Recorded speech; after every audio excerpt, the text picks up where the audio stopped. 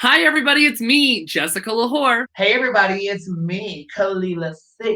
And we are your Denver Divas, taking you on another fabulous adventure and review of RuPaul's Drag Race Season 13, Episode 11. But before we get into the episode, let's, oh God, I'm a little stoned, so bear with me.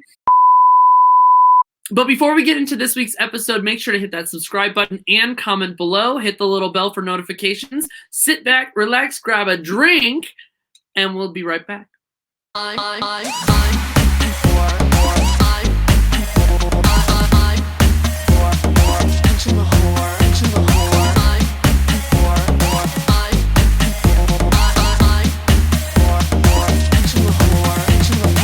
Okay, Kelela, let's talk about it. So, episode 11, we just lost last week. We lost Elliot, so bye Elliot. That's fine. We're moving on from it. Sad. Really sad about it. No, I'm really sad about it. Why? Like, I'm really hurt. You're hurting inside? Like, honestly, I really wanted her to be in the top 4. Elliot goes home. Nobody's sad about it. Sorry to say, that's just the tea. Utica is kind of taking a different approach from being in the bottom at the beginning of the episode. Like, she's like, wow, wasn't that great? Like, I did so good. And I think it was kind of refreshing rather than the whole like sob story narrative of being like, I'm really sad. I sent that person home and I don't want to be in the bottom again, you know? Okay, I'll stand in both places with you. Okay. I don't want her to be so happy about lip syncing. That bothered me. I was like, girl, shut up. I don't need that toxic positivity. Okay. But then again, I will also say I hate the sob story of like, oh, I'm so sad I sent her home. I'd rather Candy Muse have been there and been like, fuck that bitch, send her home. Thank God I'm still here. Yeah. Well, and we'll get to that. I liked Candy's response later on. It's the same moment for me where I'm sick of hearing the same thing every season, and a different response was refreshing. That's for sure. So like, I love what Utica did there, but also at the same time, it's like, you're not happy that you lip sync. Nobody is happy that they're in the bottom. Shut up. They have to do a weird mini challenge that did not make sense to me. They put them on these booths and did like a psychic medium reading, a medium that could talk about relationships or like talk to people, animals. It didn't make sense to me because it didn't talk to animals. Like, that's the worst part. That was the worst part of all of it. So of the 8 contestants, they talked about 3, like very specifically 3. And right, there was clearly a storyline behind what they were doing there. Exactly. They were setting it up for the episode, and I wish that they would have put in more random people or like talked more about to the other people. But also, if I'm sitting here as a viewer, you will give every piece of knowledge as a contestant, your traumas, your fears, things you like, dislike, people that have died, whatever, people you don't talk to anymore. Of course, this bitch is gonna know shit that is weird and random. I would not surprise me if they just gave her everything and told her how to do it. Yeah, I think it was very produced. The one thing I would say that was like not shocking, but like it felt like she was actually doing her real job was the whole Candy and Rose thing. Oh. That was never really talked about on the season so far. That's true. But everything else is like, we knew Utica was a farm girl. I don't need to hear from her, Clara the cow. Yeah. That was embarrassing. Why did we do that? And you already knew that RuPaul probably decided who they were going to be paired up with or producers. So it wasn't the psychic medium that put them together. But that's the challenge. They get put into pairs at that point. And instead of having to do like the makeover challenge with another person, they have to switch places, essentially, with their partner. Absolutely. Can I speculate on this a little bit? Yeah. Simone posted a picture of her and Shea Coulee doing those BAPS looks, the Black American Princess looks. And I would go on, I don't know this. This is actually one of the times that I have not read the Reddit and do not know anything. Oh, good. But I think that it was planned for the makeover challenge to be them bringing in our old winners for the girls to take over. Because it was her and Shea Coulee together, which it could have just been like Black girl magic kind of a moment. It could have just been that. That would have been perfect. Like Shea Coulee and Simone together. Cool, cool, cool. Yeah. But it kind of read off to me like if it was a normal season, they would have brought in winners for the girls to make over. I think that would be awesome. I think that would be really, can you imagine trying to get somebody that is like so specific about their makeup winner, like, and not. Literally, I think that would be the most grand challenge, is to put someone else in your makeup who has already won the competition, who already has a brand and is known for that. You know what I mean? Yeah. Maybe it wasn't that, but that's what I'm hoping. Wait till they do the makeover challenge where they have Michelle, Carson, and they have the judges panel, the regulars. That challenge. Stop. I don't think they ever would, but that would be sickening. The pairings go like this. Tina and Rose are a team. Simone and Utica are a team. Olivia and Denali are a team. And Candy and Gottmik are a team. How do you feel about the pairs? Like right off. I honestly was worried, like without spoiling too much, I was worried about the people who did well.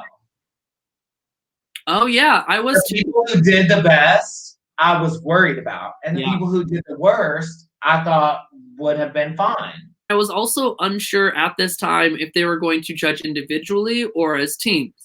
Right, they never even spoke about it. There was not even, normally there's a question like, are they gonna judge teams or are they gonna judge individuals? They didn't even talk about that. No, which gave you even more this like waiting moment. Like you were waiting on something to happen. It changes the game entirely at this point as well. This is mentioned later on that Candy thinks that Gottmik and Candy were the most difficult team. Do you agree with that? I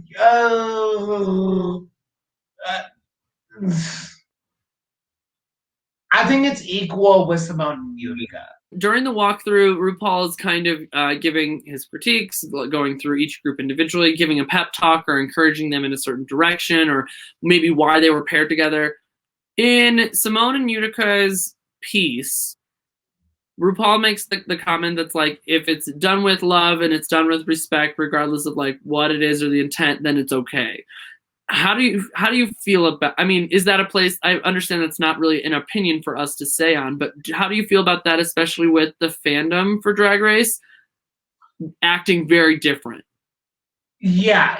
I think she was doubling down on what she said the week before. I think Utica is one of those people, and I've been there before, and sometimes I'm still there, where sometimes people are a little too woke.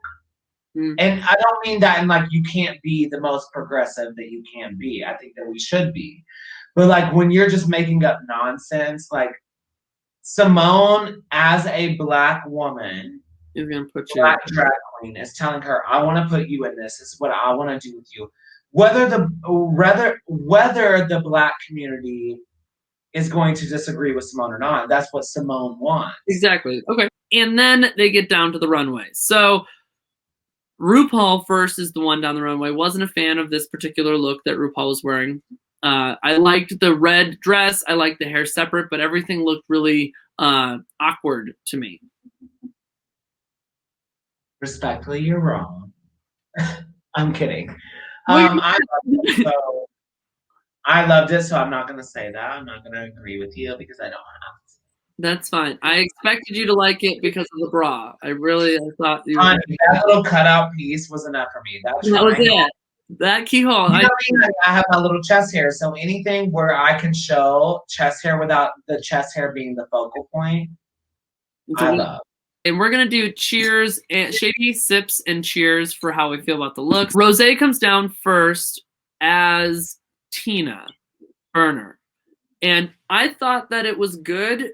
However, I wish that Tina would have worn that outfit at some point because it was probably one of the least tacky things that she owns that she's had on the runway.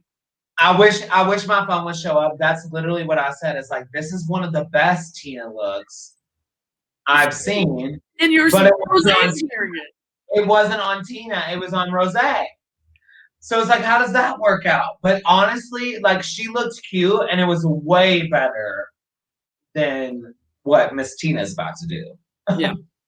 And then so I liked it. It's for me, Tina, Rose as Tina was a cheers from me. It was a cheers. She looks like Tina, but she looks like Tina at an elevated level. Yep. Next on the runway is Tina as Rose.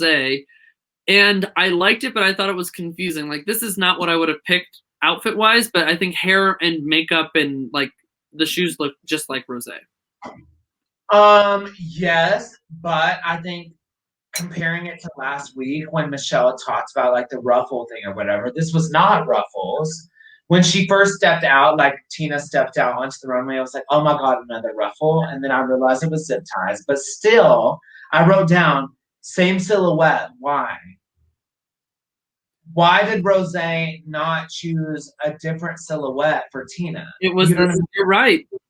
Like after she's already been told, you do the same thing always. Yeah. This literally looks like that blue was it Tulle? What was the thing? Yeah, it was the Tulle jumpsuit. Yeah, it looked exactly like that to me until I realized it was zip ties. And I was like, oh, it's zip ties, but it's still the same silhouette. So that's what I wrote down. Same silhouette. Why? I don't know. I'm gonna give it a cheers. I still think that it fits. Yeah. So it was still cute and she looks like Rose.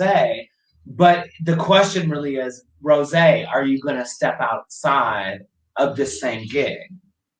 Or now you're putting someone else. Or is she doing that because that's what she's known for? Like, why wasn't she in ruffles and the same silhouette? Because that is Rose. That's what they know of as Rose.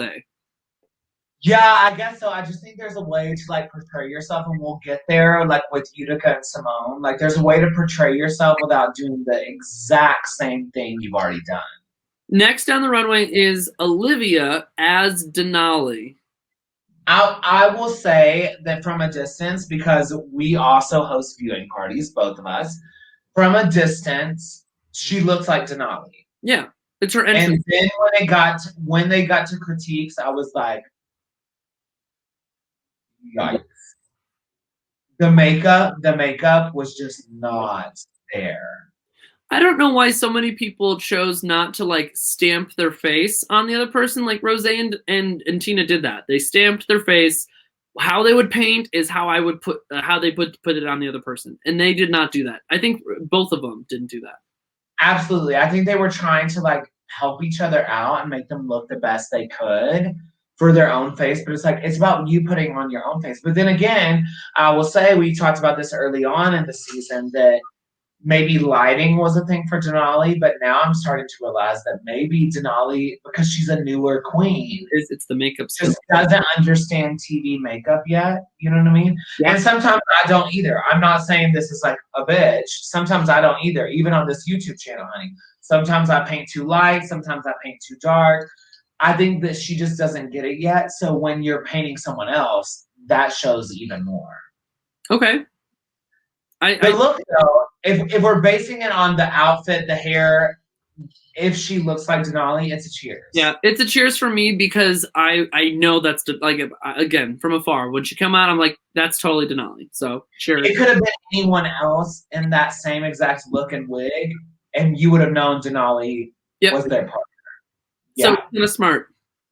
The next on the runway was then Denali as Olivia, and I didn't get it. I didn't think she looked bad, but I didn't get Olivia from that based off of what I've seen. And also, what a missed opportunity to bring out a baby tiny purse. A baby tiny purse. I wrote that down. I will say she looked great. Yeah. She looked amazing. She looked gorgeous. Yeah, she did. She just didn't look like Olivia. Yeah, so it's like, what are we basing this off of? Do they look good? Are they supposed to look exactly like Olivia? Are they supposed to have all these pieces? You know what I mean? It's like, I'm basing this off of like the challenge. Like when Tina came out, I knew it was Rose. When Rose came out, I knew it was Tina. I knew it was Denali. I did not know that was Olivia without asking. Olivia in that look. Yeah. No, I totally get that. It's a shady sip from me. I'm going to shady sip it as well because it wasn't the challenge. Next on the runway, we have Simone and Utica as a pair. So Simone as Utica, at first I didn't like it because I said the same thing that you said earlier about the silhouette. I was like, they keep telling her not to wear outfits that they have to explain on the runway. But then I was like, that's exactly what Utica would wear, is something on the runway that you had to explain, and that it was fashion, but it was conceptualized, and I loved it. I agree, but I will also say that out of all of Utica's looks, this one was the one that you had to explain the least. It looks like skin, and then underneath they had like the muscles and the body part suit. Like I've seen that suit before. You know what I'm talking about? Like the tendons and all that. Like that was the least explainable, I guess is the word. Like I got it.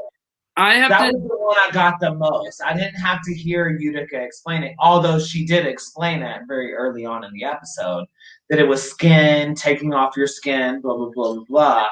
But that, even if she didn't explain it, that was the one that I felt the most connected to of all of Utica's looks. Well, I have to respectfully say that you're wrong, and it doesn't work when I say it. I just sound like a dick. It's still a cheers for me. No, it's a total cheers for me. Utica as Simone, I thought she looked like flawless. From the makeup, when Simone was like, I've only painted 2 people prior to this, I was like, oh girl, Utica's gonna look real fucked up. That's what I thought, because she didn't only painted 2 people. And she looked so beautiful, so polished, clean. It was so different that I loved it. Absolutely, and I was gagged as a friend of Simone's that she even said 2 people. I don't know the 2 people she's painted. I've personally never seen it. And I would be worried for her normally, not because she's bad at painting. She just paints herself so well based on like what God gave her, you know? So in a makeup challenge, there were a couple of things on this season that I was worried about Simone doing. Sewing and then painting someone else. Just because her paint works on her, it would never work on me. It works exactly the way RuPaul said it should work. It's like, yes, BAPS, like the whole aesthetic is Black American princess, right? Like it does have this cultural aspect to it. But there's a way you can do it. Like there's a way to pay homage without being offensive. Well, and like you said that. And Simone, if you look back, no, go ahead. No, I was just saying Simone put it on Utica. Like Utica modeled an outfit that Simone put on her, and she did it very well. It's a cheers for me. It's a full ass cheers for me, mama. Final pair, Gottmik and Candy. Gottmik as Candy down the runway. I did not get Candy Muse. I did not get Candy Muse because this is not, I don't think that the makeup looked like Candy Muse. I personally loved the outfit. I loved how Gottmik looked. I think that Gottmik looked incredible. But I can't see Candy Muse wearing any of that. I could not see that as Candy. Like, that's not what I think of when I think of Candy. Yeah, well, maybe I'm a little biased on this. I've been a Candy Muse stan since Aja was on Drag Race originally, like season 9. Like, I got into their family very quickly because they reminded me a lot of the House of Cortez. So, like, I knew that look specifically. Like, Candy has actually worn that exact look. Okay. So I felt that a little bit more, but I will say that I didn't get Candy Muse from the makeup alone until Michelle asked Gottmik to take off the glasses. As soon as Gottmik took off those glasses, she looked exactly like Candy. I will give you that. That's for sure. On the run, when you didn't see it until that, I would not have known. Yeah, exactly like Candy. But I will say Gottmik did the best they could do to portray Candy for who Gottmik is. Gottmik is just so different than Candy, even though they're best friends now. If I were somebody watching Candy Muse for the first time on Drag Race, based off of what I've seen, I would not have said that is Candy Muse from the last couple of episodes. I'm gonna shady sip this. I'm gonna light cheers it. Okay. I'm gonna shake it. Can shake be the middle ground? Middle ground shake. Is that because you have no more drink and you just have ice? Very that. The last person to come down. I don't know how to transition into these things, so I just go into it. No, I love it. That makes it funnier when you don't. I'm just like, I don't know where to go from here. So the last person on the runway is Candy as Gottmik, and I think this was tied as being one of the best transformations. Like, this was great. Absolutely. I think that Gottmik transforming Candy into Gottmik and Simone transforming Utica into Simone, those two were the best of the best. It's a huge cheers for me. If I had a shot, I'd take one. Yes, if I had a shot, I would take a shot. Everybody goes through their runway and they are judged as pairs is what it comes down to. So we find out that twist. It's not individual, it's pairs at this point. They're asked the question, who should go home and why? And just down the line, and then we'll talk about it, you have Olivia, Utica, Candy, Olivia. So Olivia obviously did not hit the bar for everybody, but what made this kind of moment special, how many times has this been asked on Drag Race, All Stars, other areas of the world, regular seasons, so many times. Candy was so refreshing to not give the same bullshit answer of just, well, this challenge is how I feel. And no, not only did she this is the nerve in the cunt that I look for, the charisma, uniqueness, nerve, and talent. Because it was like a great moment. It was justified. I'm standing up for myself, and I'm just telling you how it is. Well, and imagine, I told my audience for the viewing party, imagine how annoying that would be to have everybody saying the same person. And then all of a sudden your name is thrown in for this like arbitrary reason. Like, and you are one of the best. Olivia and Denali are in the bottom. So Rosé, Gottmik, Candy, and Tina are all safe. And they have to lip sync to Mary Mary. I personally couldn't tell when I was watching the lip sync happen who was necessarily better. I didn't have a moment where I thought who was better than who. No, I didn't either. And I think it's because like we talked about this last week where people start to give up a little bit. Yeah. These two were not going to do that. They were prepared to fight to the end of their lives. Absolutely. And it showed. So at the end of it, regardless, Denali went home, which was like a huge fan favorite. And it's kind of perpetuating this idea of like Team A versus Team B, because the only one from that team that went home is Lala Ree so far. Everybody else is still in the top. But it didn't really matter because in Untucked, everybody worked it out, talked about it, and you can find out that everybody loves each other. That was emotional. It was emotional. I had to like literally walk away because like I was preparing to perform and stuff. I was like, I can't watch people cry anymore. No, it was really emotional, but it was family oriented. I really liked how it was like the most adult Untucked in terms of. And it was real. It was real and honest. You know what I mean? Like that's how people really feel. Like at least from my own personal experience, that's how it feels when you're in a competition that you feel like your life and your career is on the line. We find out again, Denali goes home. We're down to 7 queens. Next week is a marketing branding challenge, like the business aspect of it, which I'm really excited about. But make sure to comment below, who did you like this week? Who's in your top bottoms? Who do you want to see win? Do you agree with us, disagree with us, hate us? And if you disagree, regardless, Kelela, I had a great time reviewing this week's episode. Stay tuned next week for episode 12 of RuPaul's Drag Race Season 13. You better watch it, bitch. Watch it. And we'll see you next time. Bye, everybody. Bye, y'all. Thank you.